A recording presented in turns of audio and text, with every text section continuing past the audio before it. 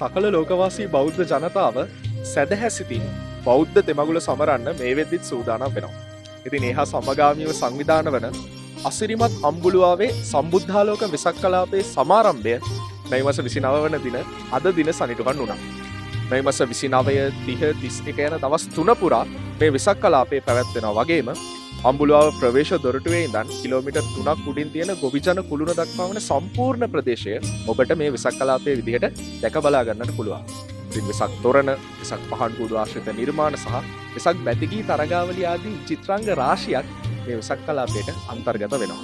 ඉතින් මේ මාස 29 30 31 දවස් තුනේ පැවැත්වෙන මේ වෙසක් කලාපයේ නරඹන්න එන්න කියලා බොහොම සැදැහැසිතින් ඔබට ආරාධනා කරනවා. සම්බුදු එළියෙන් බබලෙන අම්බුලුවා